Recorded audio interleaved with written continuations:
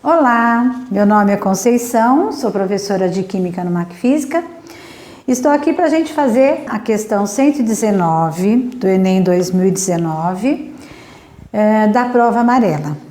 Então, leiam comigo, por favor. Diz assim: por terem camada de valência completa, alta energia de ionização e afinidade eletrônica praticamente nula, considerou-se por muito tempo que os gases nobres não formariam compostos químicos. Porém, em 1962, foi realizada com sucesso a reação entre o xenônio, que tem camada de valência 5s2, 5p6, e o hexafluoreto de platina, e desde então, mais compostos novos de gases nobres vêm sendo sintetizados. Tais compostos demonstram que não se pode aceitar acriticamente a regra do octeto, na qual se considera que numa ligação química, os átomos tendem a adquirir estabilidade, assumindo a configuração eletrônica de gás nobre. Dentre os compostos conhecidos, um dos mais estáveis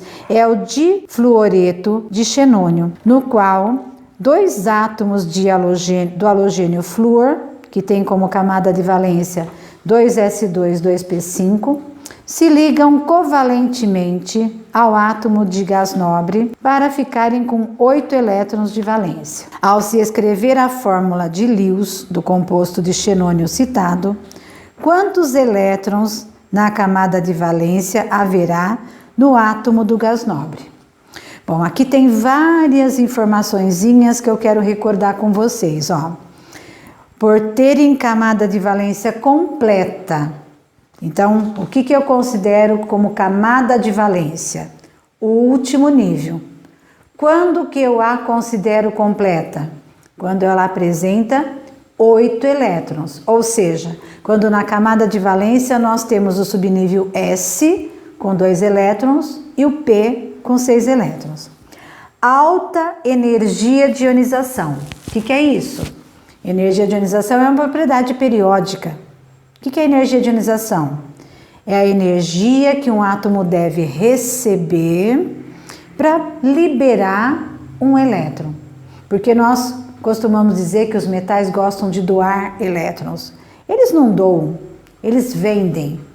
E qual é a moeda para essa venda? Energia. Essa energia que eles exigem para liberar o elétron é que se chama energia de ionização. E tem mais um detalhe. Isso só acontece no estado gasoso.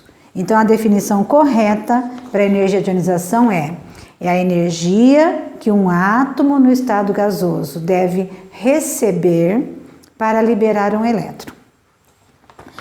E aí ainda fala de afinidade eletrônica. O que é isso? O que é a energia de afinidade eletrônica? Energia de afinidade eletrônica é a energia que um átomo deve liberar ao receber um elétron. Ou seja, a gente costuma dizer que os não metais gostam de ganhar elétrons? Não, eles gostam de comprar elétrons. E qual é a moeda? Energia. Então pensem comigo, tem um átomo que quer doar e um átomo que quer receber.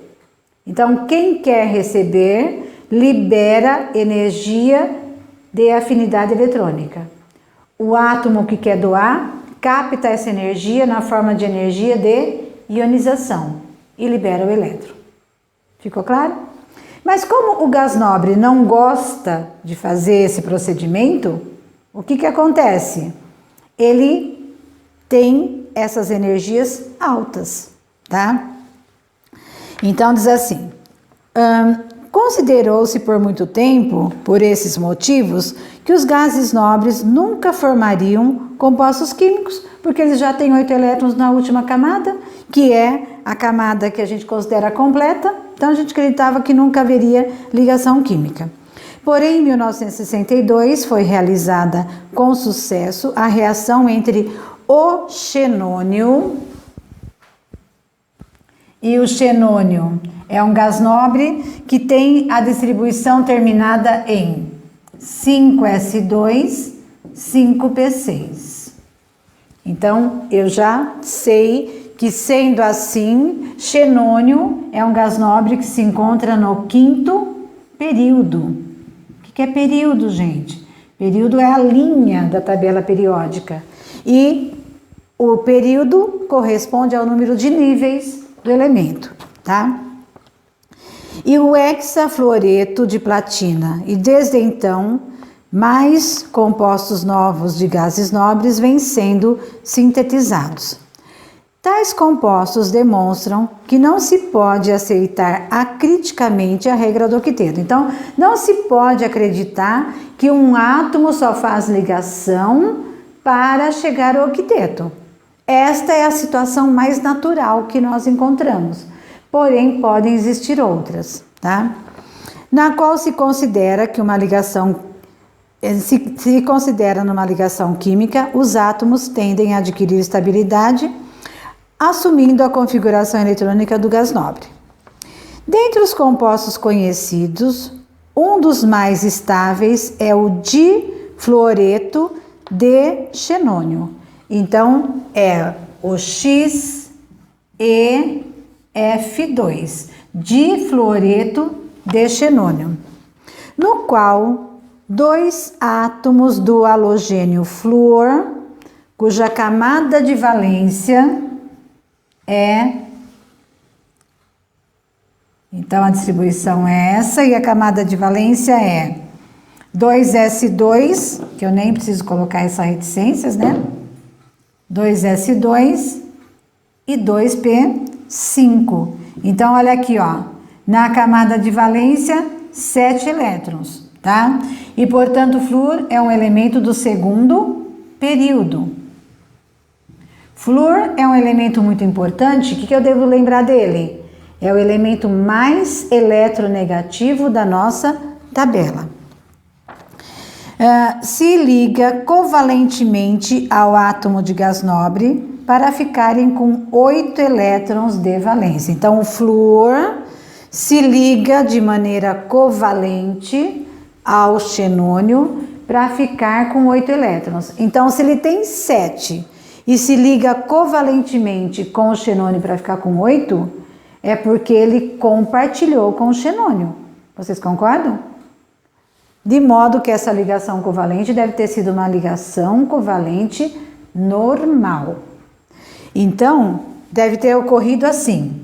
Olha, xenônio tem 8 elétrons na camada de valência. Então, estão aqui, ó.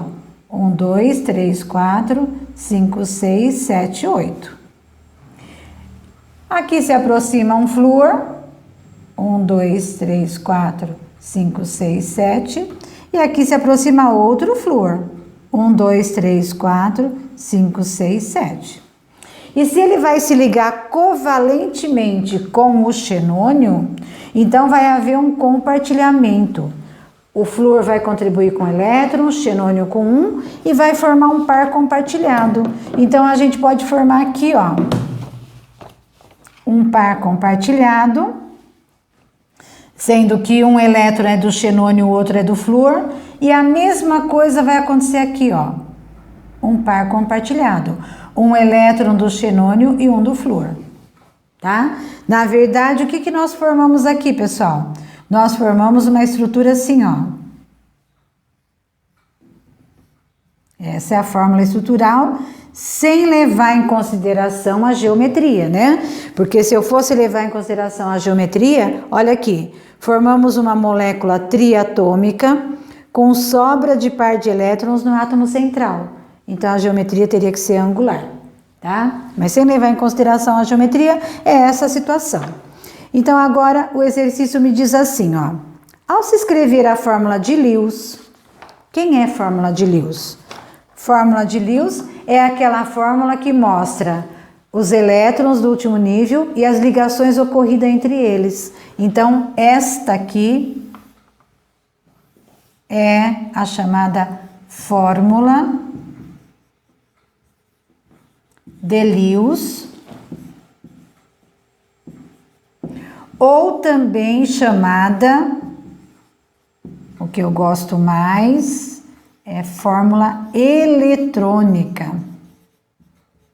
Por que ela chama fórmula eletrônica? porque ela mostra os elétrons do último nível e como que eles se ligam. Fórmula de Lewis é mais adequada para as ligações iônicas, tá? Então, diz, ao escrever a fórmula de Lewis do composto de xenônio citado, quantos elétrons na camada de valência haverá no átomo do gás nobre? Então, agora eu quero saber quantos elétrons o gás nobre ficou. Olha, se ele compartilhou aqui, esses 2 elétrons também estão valendo para ele. Se ele compartilhou aqui, a mesma situação. Então, o número de elétrons com que ele ficou vai ser 1, 2, 3, 4, 5, 6, 7, 8, 9, 10. Certo? Aliás, nem precisamos fazer essa contagem toda. Se o xenônio já tem 8 e fez 2 compartilhamentos normais, ele recebeu mais 1 elétron de cada lado. Então, 8 mais 2, 10 elétrons, que vai te dar, então, a alternativa C. Qual a minha preocupação em fazer esse exercício com vocês? É que, muito raramente, nós encontramos ligação química com gases nobres, porque o nosso espelho para as ligações químicas é o gás nobre, né? A gente sempre diz para vocês que as ligações acontecem para que os átomos fiquem com semelhança aos gases nobres. Mas hoje a gente já sabe que é possível. Difícil, mas é possível. Envolve muita energia, né? Fazer ligação também com gases nobres. E cada vez mais a tendência é aparecer questões desse tipo. Ficou claro, pessoal? Então, vamos dar uma lembradinha só de mais um detalhe? Quais são os tipos de ligação química que existem? São 4, né? Ligação iônica, ligação covalente normal, ligação covalente dativa ou ligação coordenada e a ligação metálica. Ligação iônica, que também é chamada eletrovalente, é aquela onde um átomo doa e o outro recebe elétrons. E nesse caso, sempre teremos um metal na ligação. Ligação covalente normal é quando 2 átomos estão precisando receber elétrons, então cada um contribui com um elétron, forma um par, e esse par vai ser compartilhado.